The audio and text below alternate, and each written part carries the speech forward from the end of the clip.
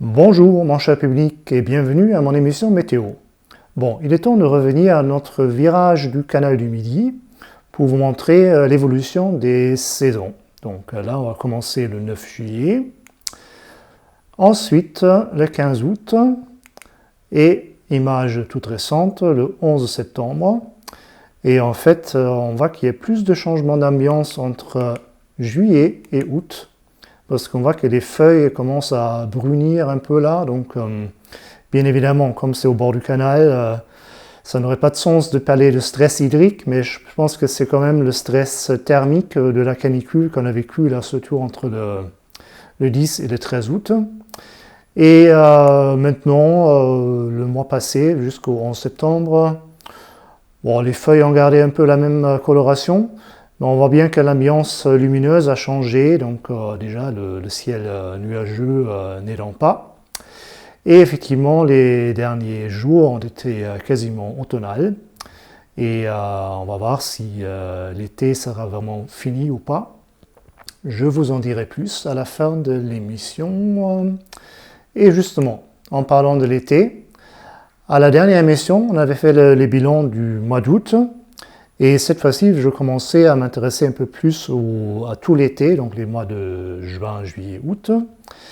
Et on part toujours de l'indicateur thermique de son évolution dans le temps. Et on voit très bien que l'été 2025, sur le territoire national, a été le troisième le plus chaud après 2003 et 2022. Et j'ai essayé de voir un peu les tendances, donc entre 1980 et 2025. Et on voit très bien une ligne de tendance que je vais vous expliquer un peu plus en détail. En fait, elle est le résultat d'un calcul très complexe que je vais vous évertuer à expliquer dans tous ces termes. Non, en fait, c'est une blague. Cette ligne-là, je l'ai dessinée à la main. Et donc, c'est la très savante pifométrie. Et bon, voilà, j'ai réduit un peu l'échelle pour mieux voir. Et là, on la retrouve là. Et si on fait l'extrapolation de cette ligne-là, en supposant que le changement climatique va juste se poursuivre de la même manière, sans se renforcer, et on dresse une ligne là depuis l'été 2003, qui à l'époque était vraiment un ovni, hein, donc on n'avait pas connu de tel été, certains disent, dans les 500 dernières années. Et voilà, on fait l'extrapolation avec le croisement de la ligne de tendance. Et c'est pas super bien lisible là, donc c'est pour ça que j'ai mis ça en gros. Donc l'an 2000, 2025 et 2050. Donc a priori vers 2050, les étés comme en 2003 seront des étés normaux. Voilà. Plus en détail sur les territoires, donc la répartition un peu régionale, donc comme nous on s'intéresse au sud-ouest. Et effectivement, l'été a été surtout trop chaud dans le sud-ouest. Quand on fait le trio de tête pour les plus grands écarts, les plus grandes anomalies, on a effectivement 3 villes du sud-ouest, Millau, Brive et Limoges. Pour les autres aspects, on va en parler un peu plus aux émissions suivantes pour ne pas faire des émissions trop longues. L'ensoleillement maintenant de la semaine passée, donc plus à court terme. Et sans surprise, on trouve un trio de tête qu'on trouve souvent, donc La Rochelle, Perpignan et Montpellier. Et par rapport aux prévisions, l'ensoleillement en fait a été un peu sous-estimé là sur le Languedoc et aussi à La Rochelle. Donc en fait les endroits qui sont toujours bien logés ont été mieux logés que prévu. Et pour les autres, c'était un peu moins que prévu. Donc prévisions homogènes qui en réalité ne se sont pas confirmées, il y avait plus de différences. L'image satellite actuelle, donc on voit bien la perturbation qui nous arrive là, avec l'aspect très typique d'un air froid maritime, ça correspond à des averses en fait, hein, et on en a eu. Hein. Voilà, donc c'est en dessous de ce centre dépressionnaire là, qui est cet air frais maritime nous arrive sur le sud-ouest, voilà, et plus largement tout le continent européen. Et on va faire la comparaison avec les prévisions d'il y a une semaine de nos deux modèles. Et en fait, on s'intéresse surtout à la masse d'air. Et là, c'est facile à repérer parce que l'isotherme 10 degrés, elle est pile poil sur les Pyrénées. Et c'est là qui démarque un peu le temps estival. Donc quand on a plus de 10 degrés, c'est un temps estival. Et là, pour l'instant, on n'en a pas. Alors, prévu par le modèle américain, je vais marquer un peu tout ce qui a été bien prévu, les deux anticyclones, cette dépression-là. Par contre, la dépression qui est vraiment le pivot de toute la situation, non.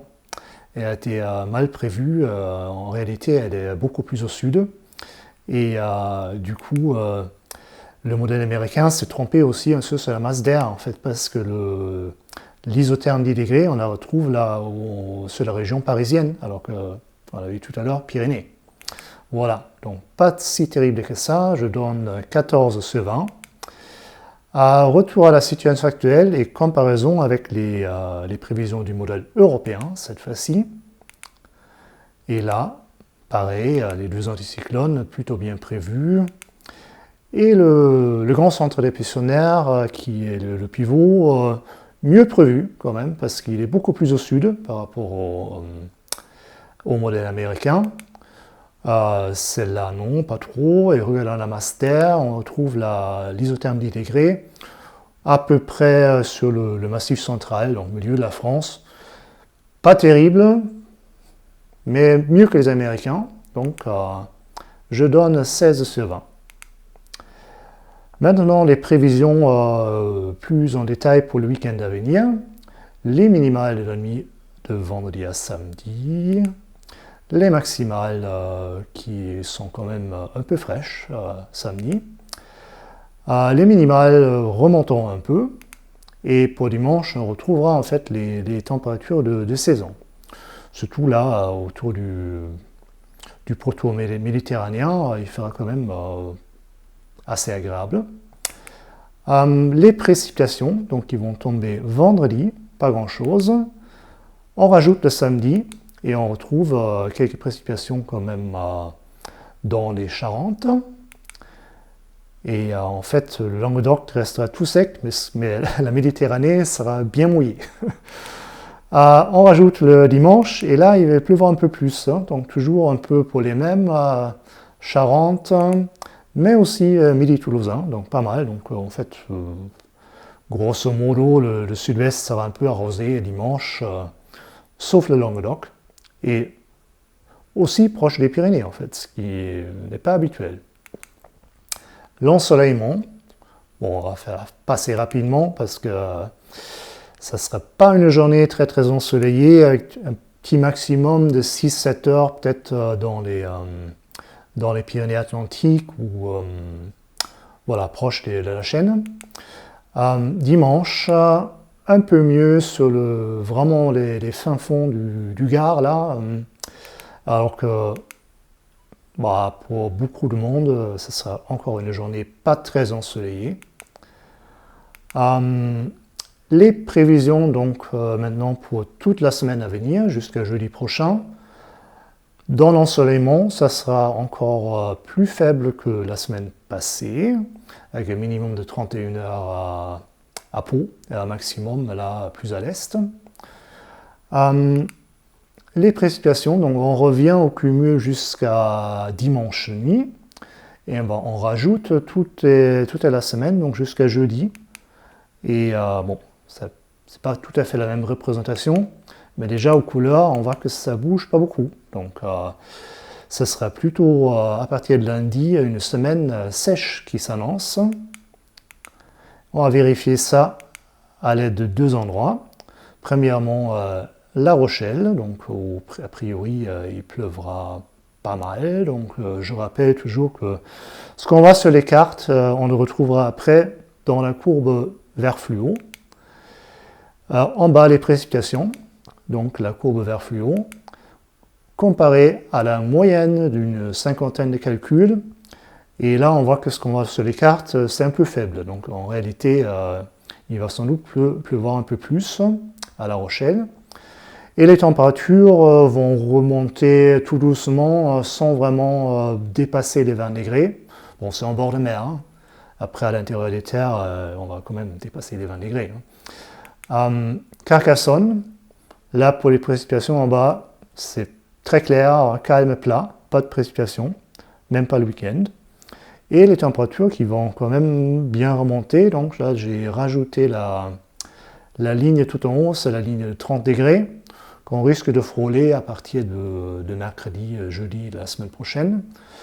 Donc un retour des conditions plus estivales se dessine quand même à l'horizon. Et justement, par rapport à ça, on va comparer les modèles pour la prévision à J+7, modèle américain, avec l'isotherme 10 degrés au centre de la France.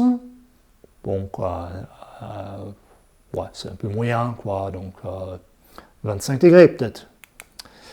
Et par contre, le modèle européen, il est quand même plus audacieux. Il nous met l'isotherme 10 degrés sur la Manche. Et chez nous, c'est carrément, voilà, tout en bas, proche des Pyrénées, l'isotherme 20 degrés. Donc si c'était le modèle européen qui avait finalement raison, eh bien, ça serait peut-être l'occasion de ressortir une dernière fois pour l'année la chemisette tahitienne. Voilà, c'est tout pour aujourd'hui. Merci d'avoir suivi l'émission jusqu'à la fin. Très bon week-end et à la semaine prochaine. Au revoir.